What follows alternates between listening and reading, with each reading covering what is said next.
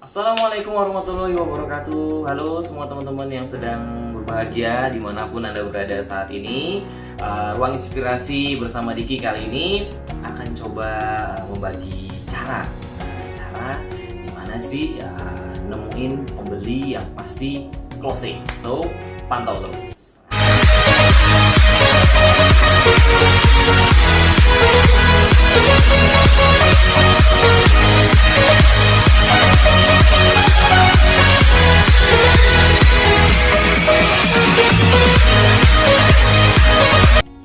Ya, buat pelaku bisnis online maupun offline, nah pasti ingin menemukan pembeli yang ibaratnya closing, yang kemungkinan closingnya tinggi untuk satu pasti menaikkan profit penjualan Anda.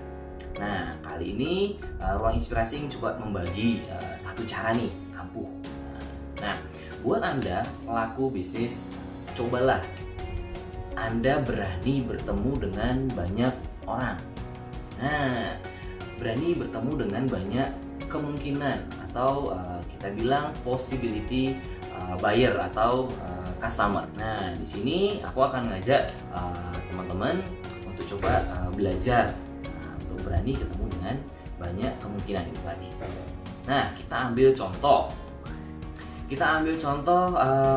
Buat teman-teman yang mungkin pernah bermain basket.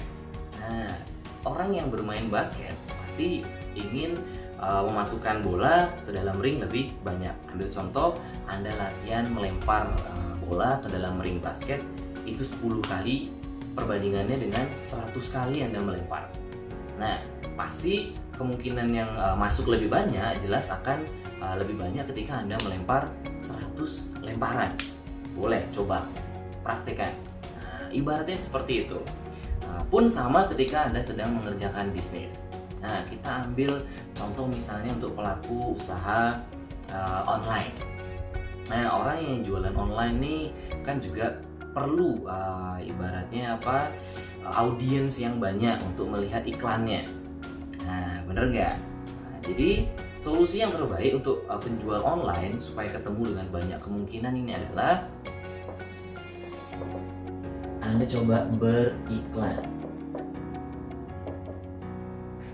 Nah, buat teman-teman yang di sini mungkin sudah siap budget untuk beriklan, boleh coba beriklan.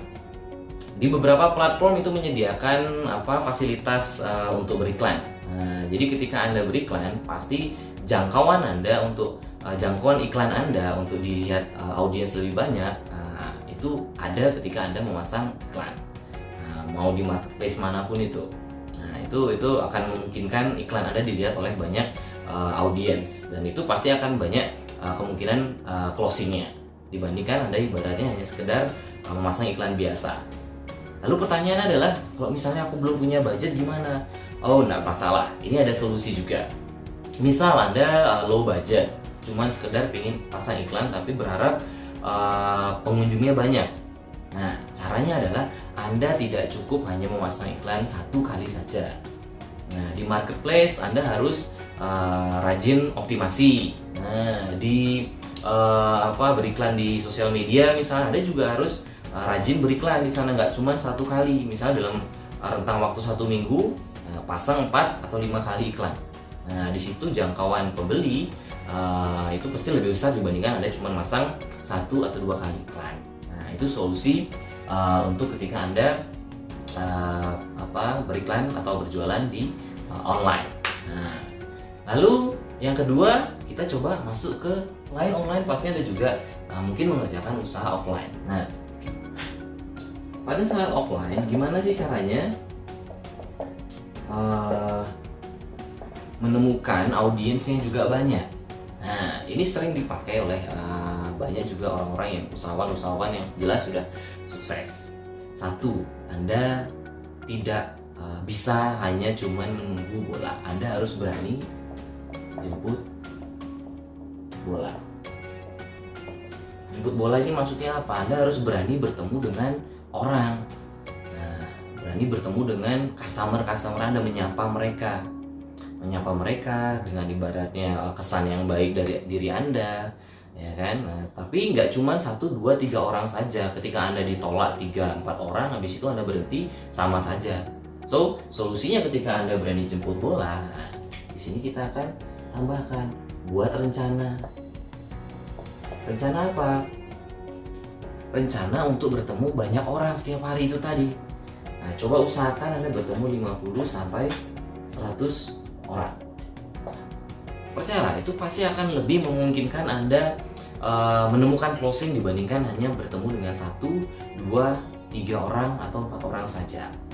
Nah, karena variabel pengunjung yang kemungkinan closing itu lebih banyak dibandingkan 1 sampai 3 orang saja. Nah, oke, ya itu tips sederhana cara yang mungkin bisa Anda kerjakan untuk mengembangkan usaha online atau offline milik Anda. Untuk pastinya untuk menaikkan omset perusahaan, untuk menaikkan penjualan juga ya. Kita ambil contoh juga pengusaha-pengusaha besar yang udah sukses, teman-teman. Contoh seperti Walt Disney. Walt Disney ya 302 kali setahu saya ditolak. Sampai sekarang kita kenal ada yang namanya karya dia ya kan, Walt Disney. Kalau mungkin si Disney ini tadi ditolak 1, 2, 3 kali dia udah menyerah, mungkin kita tidak akan kenal sampai hari ini. Contoh lagi yang kedua seperti Colonel Sanders, pemilik dari Kentucky Fried Chicken.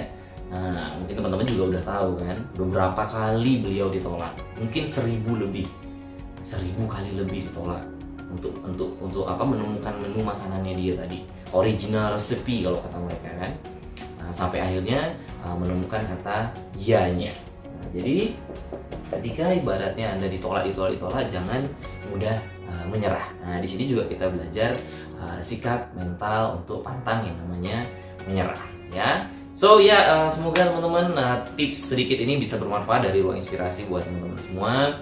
So kalau teman-teman rasa tips ini bermanfaat, boleh subscribe dan pantau terus channel ini untuk bisa belajar dan berkembang bersama-sama, dan kita sama-sama juga belajar untuk memperbaiki attitude positif atau sikap yang positif. Ya, itu aja. Wassalamualaikum warahmatullahi wabarakatuh.